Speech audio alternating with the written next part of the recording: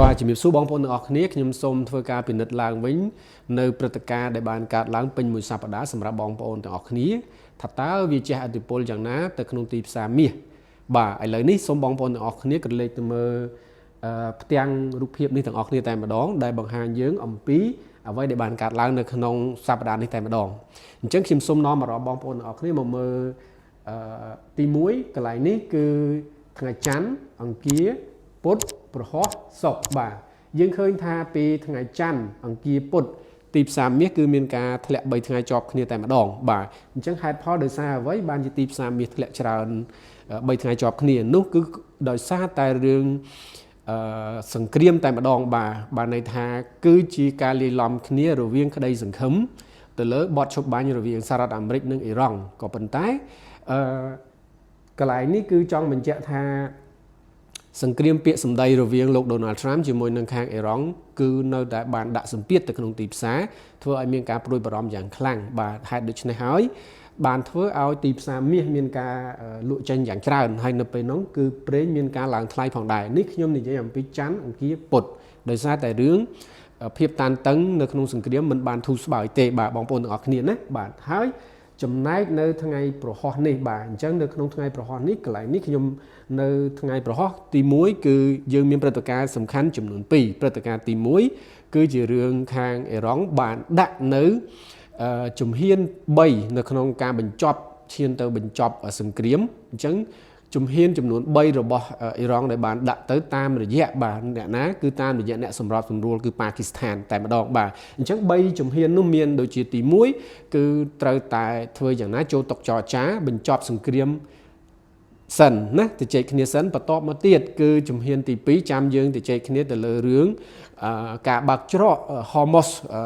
ដែលជាច្រកដឹកប្រេងនឹងតែម្ដងមួយវិញទៀតចុងក្រោយចាំទៅជែកគ្នាទៅលើរឿងសារធាតុអ៊ុយរ៉ាញ៉ូមឬក៏អាវុធនុយក្លេអ៊ែរបាទអញ្ចឹង3ជំហានរបស់អ៊ីរ៉ង់ដែលបានបង្ហាញតាមរយៈប្រទេសប៉ាគីស្ថានផ្ដល់ដំណឹងជូនទៅសហរដ្ឋអាមេរិកនៅក្នុងការបញ្ចប់សង្គ្រាមបាទអញ្ចឹងនៅក្នុងនោះគឺធ្វើឲ្យទីផ្សារបានបកប្រែទៅលើក្តីសង្ឃឹមល្អឡើងវិញហេតុដូច្នេះហើយទើបយើងឃើញថាពេលនោះគឺទីផ្សារមាសគឺមានការត្រឡប់ឡើងថ្លៃទៅវិញណាដោយសារតែក្តីសង្ឃឹមនៃកិច្ចចរចាគឺល្អឡើងវិញបាទហើយនៅក្នុងនេះក៏ជាថ្ងៃដែលការសម្រេចនៅធនាគារកណ្ដាលសហរដ្ឋអាមេរិកផងដែរណាបងប្អូនទាំងអស់គ្នាគឺនៅថ្ងៃប្រហោះបាទអញ្ចឹងនៅក្នុងថ្ងៃប្រហោះនេះគឺវេលាម៉ោង1យប់រំលងអាធ្រាត្របាទទីផ្សារបានឆ្លើយតបទៅនឹងការគេហៅថា price in គឺទីផ្សារមាសបានធ្លាក់ចុះចំនួន3ថ្ងៃជាប់គ្នាជាពិសេសគឺនៅថ្ងៃពុធតែម្ដងធ្លាក់ចុះនឹងដោយសារអ្វីបានដោយសារតែគេគិតថាធនាគារកណ្ដាលសហរដ្ឋអាមេរិកនៅតែមានការព្រួយបារម្ភទៅលើការឡើងថ្លៃនៃតម្លៃប្រេងធ្វើឲ្យអតិផរណានៅក្នុងពិភពលោកក៏ដូចជាសហរដ្ឋអាមេរិកនៅតែជាក្តីកង្វល់ហេតុដូច្នេះហើយលោក Jerome Powell នៅវេលាម៉ោង1យប់ណារំលងអាធ្រាត្របាទដល់ម៉ោង2តាមរយៈសន្ទរកថារបស់គាត់គឺនៅតែរក្សាគោលជំហររឹតបន្តឹងគោលនយោបាយរូបិយវត្ថុរបស់សហរដ្ឋអាមេរិកដដែលបាននៅក្នុងកំឡុងពេលនេះមិនមានការទម្លាក់អត្រាការប្រាក់ទេទើបធ្វើឲ្យដាក់សម្ពាធទៅលើទីផ្សារមាសមានការធ្លាក់ចុះណាបាទអានឹងមួយទៅពេលអ្វីដែលសំខាន់គឺនៅថ្ងៃប្រហោះនេះគឺជាកិច្ចចរចាព្រមព្រៀងសំណើណាឬក៏ការដាក់របស់អ៊ីរ៉ង់ធ្វើឲ្យទីផ្សារបានបកប្រែទៅលើភាពធូរស្រាលត្រឡប់មកវិញបាទអញ្ចឹងគឺនាំឲ្យទីផ្សារនេះមានការឡើងថ្លៃទៅវិញផងដែរហើយនៅពេលនោះគឺទីផ្សារប្រេងគឺមានការធ្លាក់ចុះអញ្ចឹងនៅក្នុងន័យនេះអ្វីដែលសំខាន់នៅក្នុងទីផ្សារបងប្អូនអាចយកទីផ្សារប្រេងធៀបជាមួយនឹងទីផ្សារមាសនៅពេលដែលយើងឃើញថាទីផ្សារប្រេងមានការធ្លាក់ថ្លៃទីផ្សារមាសមានការឡើងថ្លៃណាបងប្អូនទាំងអស់គ្នាឥឡូវខ្ញុំសូមនិយាយអំពីនេះគឺជាហេតុផលដែលធ្វើឲ្យទីផ្សារមាសណាគឺថ្ងៃប្រហោះមានការឡើងទៅវិញគឺដោយសារតែក្តីសង្ឃឹមកិច្ចចរចាព្រមព្រៀងទៅលើបទឈប់បាញ់រវាងសហរដ្ឋអាមេរិកនិងអ៊ីរ៉ង់បាទប៉ុន្តែនៅថ្ងៃសុក្រនេះតែម្ដងបងប្អូនឃើញថាទីផ្សារមាសក៏បានធ្លាក់ចុះមកវិញណាហើយបានធ្លាក់ចុះរហូតដល់កន្លែងនេះហើយបានបិទផ្សារនៅកន្លែងនេះហេតុផលអ្វីបានជាទីផ្សារមាសឡើងហើយស្រាប់តែធ្លាក់ចុះមកវិញបាទនេះក៏ដោយសារតែលោក Donald Trump ក្រោយអំពីគាត់ទទួលបាននៅព័ត៌មានបញ្ជាក់អំពីបទឈប់បាញ់ដែល3ជំហានដែលខាងអ៊ីរ៉ង់បានដាក់លោក Donald Trump គាត់មិនពេញចិត្តទៅលើអ្វីដែលបាន បង្ហាញរបស់អ៊ីរ៉ង់នោះទេហើយលោក Donald Trump មិនសប្បាយចិត្តក៏គាត់នៅតែគិតថាសង្គ្រាមនឹងអាចទីផ្សារបានបកប្រែថានៅពេលដែលខាងសហរដ្ឋអាមេរិកជាពិសេសលោក Donald Trump គាត់មិនពេញចិត្តនៅឡើយទេចំពោះអ្វីដែលអ៊ីរ៉ង់បានលើកឡើងអញ្ចឹងហើយទើបធ្វើឲ្យការអូសបន្លាយណាសង្គ្រាមនឹងអាចបន្តទៀតហើយលោក Donald Trump ក៏បាននិយាយផងដែរថាចំពោះសម្ព័ន្ធមិត្តផ្សេងដែលរកស៊ីជាមួយអ៊ីរ៉ង់ក៏នឹងត្រូវអាចប្រឈមមុខនឹងការដាក់ទណ្ឌកម្មសេដ្ឋកិច្ចបន្ថែមដែរជាមួយនឹងគ្នានេះផងដែរលោក Donald Trump ក៏គាត់បាននិយាយផងដែរថាការឡោមព័ទ្ធផ្លូវទឹកបាទគឺជារឿងចំណុចសំខាន់ដែលសហរដ្ឋអាមេរិកឃើញថាមានផ្លែផ្កានៅក្នុងការដាក់សម្ពាធឲ្យអ៊ីរ៉ង់ណាឈានមករកកិច្ចចរចាទៅតាមលក្ខខណ្ឌរបស់ខ្លួនហើយលោក Donald Trump គាត់គិតថាការឡោមព័ទ្ធផ្លូវទឹកនេះគឺជាការកាត់ផ្ដាច់នៅចរន្តសេដ្ឋកិច្ចរបស់អ៊ីរ៉ង់យ៉ាងមានប្រសិទ្ធភាពអញ្ចឹងហើយទើបទីផ្សារមានការព្រួយបារម្ភហើយមានការលក់ចេញមកវិញតែម្ដងណាសម្រាប់នៅថ្ងៃសុក្រនេះតែម្ដងបាទអញ្ចឹងនៅក្នុងខ្ញុំសង្ខេបឡើងវិញព្រឹត្តិការណ៍ដែលកើតឡើងសំខាន់ៗនៅក្នុងសប្តាហ៍នេះទី1គឺទៅលើរឿងកិច្ចចរចាសង្គ្រាមណាមិនទាន់លាយឡំគ្នាតែម្ដងមិនទាន់មានភាពវិជ្ជមានឬក៏អវិជ្ជមានធ្ងន់ធ្ងរប៉ុណ្ណាទេប៉ុន្តែគឺជាការលាយឡំគ្នារវាងក្តីសង្ឃឹមហើយនឹងភាពតានតឹងត្រឡប់មកវិញណាហើយបូកផ្សំជាមួយនឹងធនាគារកណ្ដាលសហរដ្ឋអាមេរិកនៅរក្សាគោលជំហររបស់ខ្លួននៅក្នុងការរឹតបន្តឹងគោលនយោបាយរូបិយវត្ថុបាទអញ្ចឹង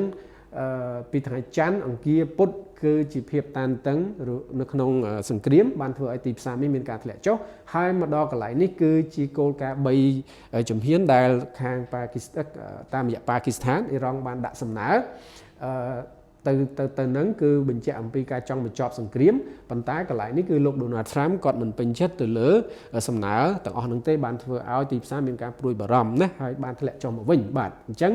នេះគឺជាអ្វីដែលបានកើតឡើងហើយយើងឃើញថាទីផ្សារពេលដែលបើកចំណុចខ្ពស់ហើយនឹងមកចំណុចទាបនេះតែម្ដងណាបាទកំពូលហើយនឹងបាតយើងឃើញថាទីផ្សារគឺមានការធ្លាក់ចុះចំនួន$211នៅក្នុង1អោនណាបងប្អូនទាំងអស់គ្នានេះខ្ញុំនិយាយអំពីចំណុចខ្ពស់នឹងទាបប៉ុន្តែនៅពេលដែលបិទផ្សារពេញមួយសប្តាហ៍ណានៅថ្ងៃសុក្រគឺនៅកន្លែងនេះបាទអញ្ចឹងគឺទីផ្សារក៏បានត្រឡប់ឡើង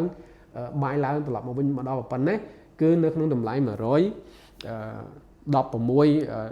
ណានៃការធ្លាក់ចុះពីចំណុចកំពូលមកកន្លែងបិទផ្សារបាទអញ្ចឹងគឺនៅក្នុង1អោនណាបងប្អូនទាំងអស់គ្នាហើយបើយើងនិយាយអំពីនៅក្នុងមួយដំឡឹងរបស់យើងវិញបានន័យថាកន្លែងនេះវាប្រហែលជា$140ក្នុងមួយដំឡឹងបាទអញ្ចឹងពីការបើកផ្សារថ្ងៃច័ន្ទនិងការបិទផ្សារនៅថ្ងៃសុក្រណាគឺ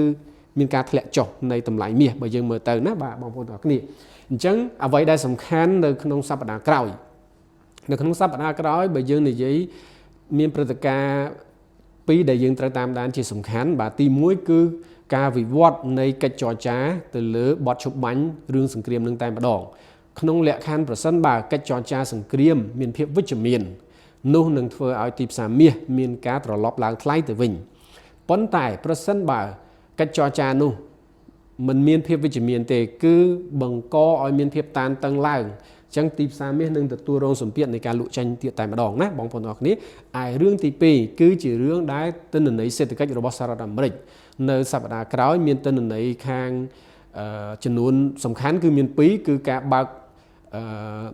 ការងារនៅក្នុងទីផ្សារការងារនៅក្នុងសហរដ្ឋអាមេរិកបាទគឺនៅថ្ងៃអង្គារហើយមួយវិញទៀតនោះគឺ Non-Farm ជាទិន្នន័យការងារសំខាន់បំផុតនៅក្នុងសហរដ្ឋអាមេរិកគឺនៅថ្ងៃសុក្រណាបងប្អូនទាំងអស់គ្នាហើយតាមការព្យាករណ៍គឺបញ្ជាក់ថាទិន្នន័យការងារនៅក្នុងសហរដ្ឋអាមេរិកដូចជាមិនសូវល្អនោះទេបាទអញ្ចឹងអ្វីដែលសំខាន់គឺបងប្អូនបន្តតាមដាននៅព្រឹត្តិការណ៍ទាំងពីរនេះជាពិសេសគឺរឿងសង្គ្រាមពីព្រោះបច្ចុប្បន្ននេះសង្គ្រាមគឺជាអ្វីដែលនាំឲ្យទីផ្សារមាសដើរបាទអញ្ចឹងប្រសិនបើបញ្ជាក់ឡើងវិញសង្គ្រាមធូរគឺទីផ្សារមាសមានការលក់ចេញសង្គ្រាមធូរធ្វើឲ្យទីផ្សារមាសមានការឡើងថ្លៃហើយសង្គ្រាមតឹងគឺធ្វើឲ្យទីផ្សារមាសមានការធ្លាក់ចុះណាបងប្អូនទាំងអស់គ្នាអ្វីដែលបងប្អូនអាចឆ្លោះកញ្ចក់មើលរវាងទីផ្សារមាសនៅពេលនេះក៏អាចយកទីផ្សារប្រេងជាគោលផងដែរពីព្រោះណាច្រកហម៉ូសគឺជាច្រកសំខាន់នៅក្នុងការដឹកជញ្ជូនថាមពលអញ្ចឹងប្រសិនបើកិច្ចចរចាសង្គ្រាមមានការធូរអញ្ចឹងពេលហ្នឹងគឺប្រេងមានការធ្លាក់ចុះតែម្ដងអញ្ចឹងនៅពេលដែលប្រេងមានការធ្លាក់ចុះបងប្អូននឹងឃើញទីផ្សារមាសមានការទិញឡើងអញ្ចឹងគឺវាដើរបញ្ច្រាស់គ្នាតែម្ដងណាសម្រាប់ទីផ្សារប្រេងនិងទីផ្សារមាសបាទសម្រាប់ខ្ញុំនៅពេលនេះខ្ញុំមានតែប៉ុណ្្នឹងនៅក្នុងការធ្វើផែនការសម្រាប់បងប្អូននៅក្នុងពេញមួយសប្តាហ៍អ្វីដែលបានកើតឡើងហើយនឹង អ្វីដែលយើងត្រៀមសម្រាប់សប្តាហ៍ក្រោយប្រសិនបើបងប្អូនចង់បាននៅការធ្វើបច្ចុប្បន្នភាពតាន់ពេលវេលាបងប្អូនកុំភ្លេចណាចុច Subscribe ឬក៏តាមដាននៅ social media របស់ក្រុមហ៊ុន GFG Investment ទាំងអស់គ្នាផងដែរបាទដូចជាតាមរយៈ Telegram YouTube ឬក៏ Facebook របស់ក្រុមហ៊ុនផងដែរបាទសូមអរគុណ